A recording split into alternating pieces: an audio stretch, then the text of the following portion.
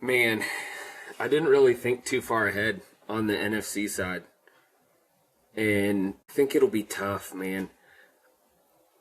Maybe Chicago's shortcomings get exposed here, right? Because like you have to play great football each time you advance, and so I think the Rams, Sean McVay, he always has them ready. I see them beating Chicago, and I see Chicago kind of fumbling the bag on themselves.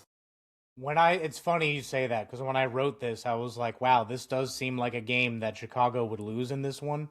Mm-hmm. And just because they're so inconsistent, you have to remember the Rams defense has not played great. Um, but they did lose by 1 point to Seattle in the month of December. I forget the date, but they lost that by 1 point, and then they rip off like a 4 or 5 game win streak. So I think this is how. I when I wrote it down, I was like, we cannot do 1 seed versus 2 seed. It hardly ever happens. So I agree with you. I think the Rams move on, not just because I'm wearing a Rams hoodie, but also because Matt Stafford and Sean McVay they're a hive mind. They know what each other are thinking and they know what they need to do. Devontae Adams is back. It's going to be a good ball game. Yeah, I think this is where the shoe drops for Chicago. I can't see them winning this one. I like what the Rams have at offense. I think they can kind of overwhelm them a little bit. And something just tells me while the Rams have struggled defensively for most of the year, I feel like they're going to step it up in the playoffs a little bit. Like they're going to find another gear, um, force two Caleb Williams interceptions, and win this one by at least 10 points. Wow.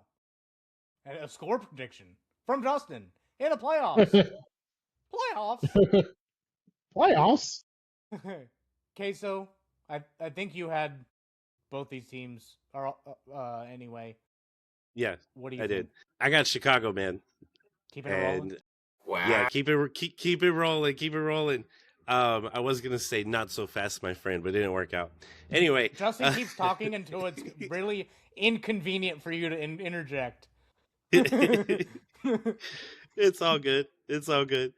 Yeah, I got Chicago.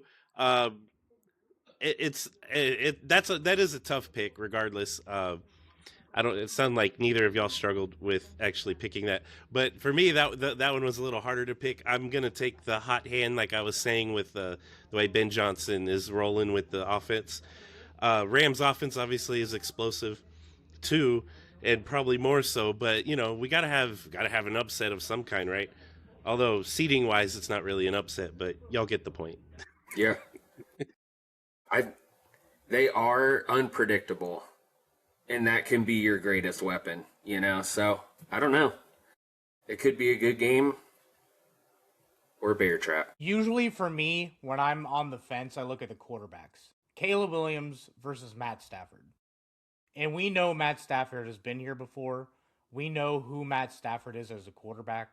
We also know who Caleb Williams can be and is as a quarterback. So I think it's going to be one of those where they're just in an arms race, and Matt Stafford is going to win an arms race every time. Yeah. He's an MVP candidate, right? I'm pretty sure he's going to win MVP. Pretty sure he's going to win it. Yeah, he's going to win it. He's on another level. He's playing with a chip on his shoulder, and I still don't think his broken back is fully healed, FYI. Yeah. Every year it's like his back issue. Did he even have a broken back, though? Ooh, He's playing like he never had it. Yeah. Matt and I said this might be his last ride, so that'll be kind of interesting to kind of follow along. Yeah. I think there's a couple of things that he wants to accomplish before he goes out. So if he gets a ring, I think that'll set him up for a first ballot Hall of Famer. If he doesn't get a ring, I think he may come back for a final ride to get better stats. And I think next year is where the Rams probably wouldn't make it to the Super Bowl with a 40-year-old Matt Stafford.